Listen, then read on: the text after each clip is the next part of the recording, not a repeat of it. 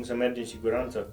Am observat un lucru în grupurile în care am fost, și anume două categorii de oameni. Unii care își pun un GoPro pe cască sau pe motocicletă, o cameră, să filmeze traficul, să fie în siguranță din punctul ăsta de vedere. În cazul în care se întâmplă ceva în jurul lor, să aibă deja filmat, sau vreun șofer care intră în ei sau ceva de genul.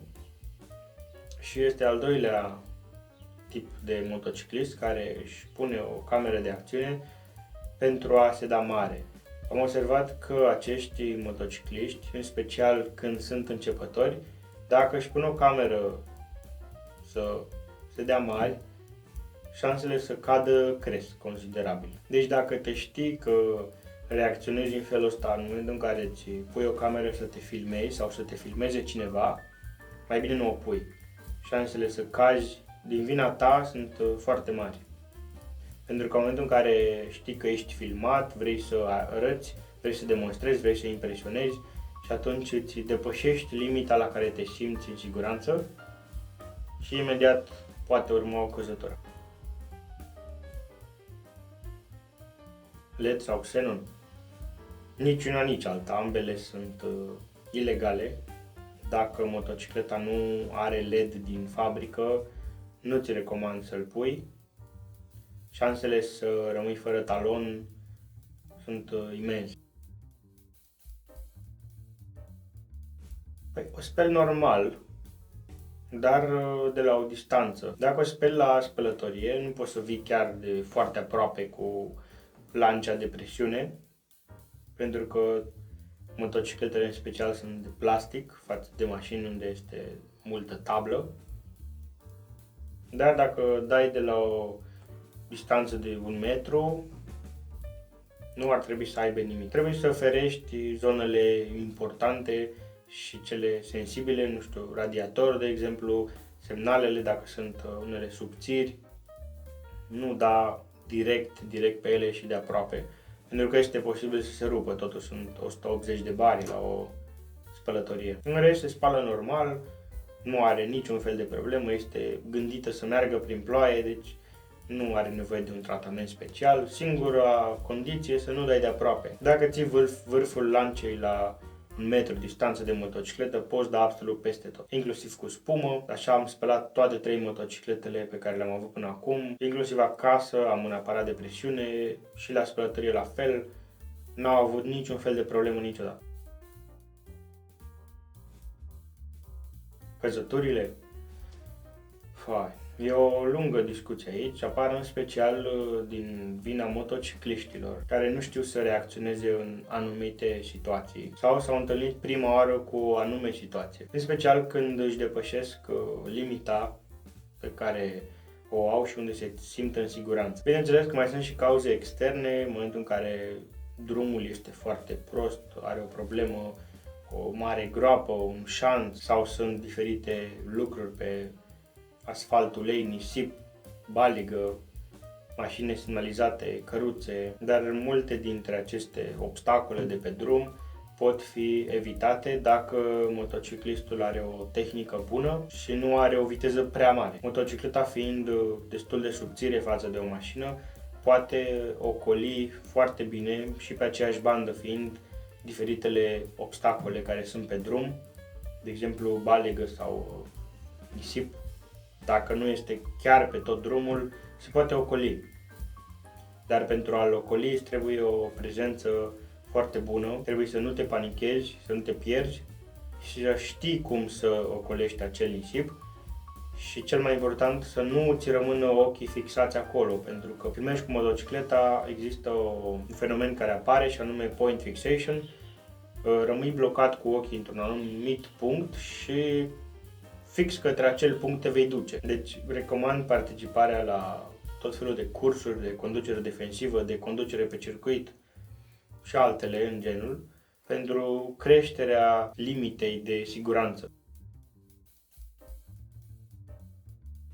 Rezervorul ruginește pentru că nu este ținut plin, primul rând. Mai poate rugini și din cauza diferitelor căzături, unde a fost atins rezervorul, s-a dat cu kit și s-a vopsit peste, dar în interior a rămas puțin afectat și fix din punctul acela unde este lovit, de acolo va începe rugina să se extindă în partea din interior. Când motocicleta stă mai mult de 2-3 săptămâni, rezervorul trebuie să fie plin până sus, pentru a nu permite condensului să se formeze în rezervor, ulterior ducând la rugină. Nu mai ține frâna. Păi ar trebui o revizie la frână. Ce înseamnă asta? Etrierele ar trebui curățate, eventual cu demontare integrală, lichidul de frână înlocuit, pompa curățată, dacă garniturile de lângă pistonașe sau pistonașele de la etriere sunt uzate, acestea trebuie înlocuite. La fel și dacă garniturile din pompă sunt uzate, acestea trebuie înlocuite. Și cel mai important upgrade care se poate face unei frâne este înlocuirea conductei de frână cu una metalică. La marea majoritate a motocicletelor, conductele de frână sunt de cauciuc. Acest cauciuc se dilată și pe măsură ce îmbătrânește, se dilată și mai tare. După 6, 7, 8 ani de utilizare, acel cauciuc nu mai este garantat și dilatarea lui este una foarte mare. Deci la orice motocicletă mai veche de 6-7 ani, recomand înlocuirea conductelor de frână cu unele metalice. Se va simți o îmbunătățire mare la frână. Presiunea folosită. Aici, în funcție de cum mergi și unde mergi, trebuie să stabilești singur. Dacă mergi pe autostradă, trebuie o presiune mai mare. Dacă ai și pasageri și bagaje, trebuie mai mare. Dacă mergi pe curbe, singur și mergi agresiv, trebuie o presiune mai mică. În funcție de presiunea folosită, se mărește sau se micșorează pata de contact pe care o are anvelopa pe asfalt. Când mergi pe autostradă, nu ai nevoie de o pată de contact mare, îți trebuie o pată de contact mică. Când mergi pe curbe, îți trebuie o pată de contact mai lată. Cu cât pata de contact e mai lată, cu atât anvelopa se tocește mai repede. Și implicit invers, dacă pata de contact e mai mică, anvelopa se tocește mai puțin. Toate aceste date se găsesc pe diferite forumuri de la oameni care au testat și au experimentat.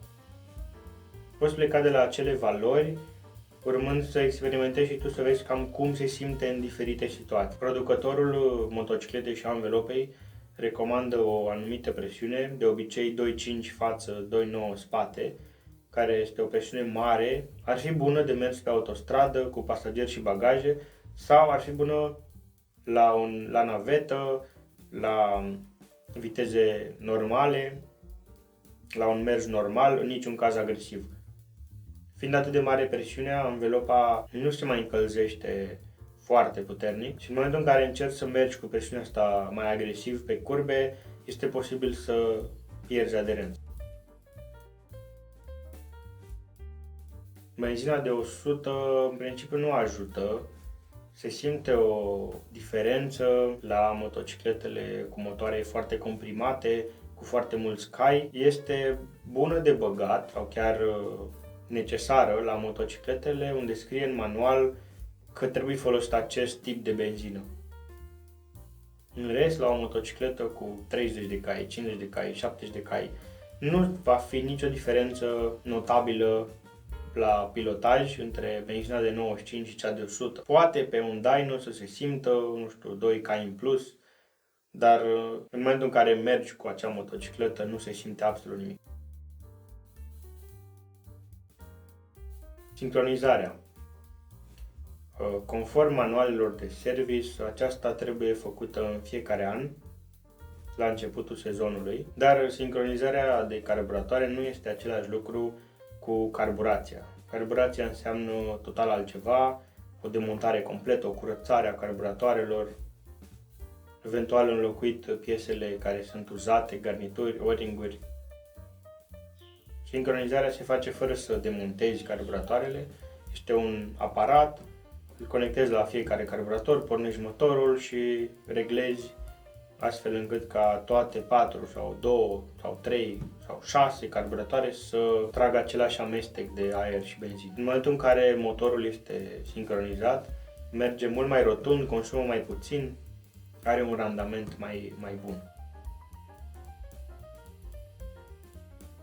Lanțul. Eu personal îl ung la 7, 800, 1000 de kilometri sau după fiecare ploaie și îl curăț cu degresant la aproximativ 2000 de kilometri. După ce îl curăț, îl și ung. Tot în jur de 2000 de kilometri am observat că trebuie și întins. Manualul spune un pic pe dos, și anume uns la 500 de kilometri. Poate că e mai bine așa, dar costul devine unul destul de mare, mai ales dacă mergi destul de mulți kilometri pe an. În felul acesta în care îl întrețin eu, lanțul rezistă până în 40.000 de kilometri. În momentul în care mergi pe ploaie, este bine să lungi după ce te-ai oprit din mers sau după ce s-a oprit ploaia, pentru că toată viscozitatea care a rămas pe lanț, tot spray-ul sau uleiul sau cu ce lungi, se curăță pe timpul ploii și vei auzi că lanțul începe să scoată sunete ciudate. Cele zgomote sunt un indicator bun pentru a ști când trebuie uns lanțul.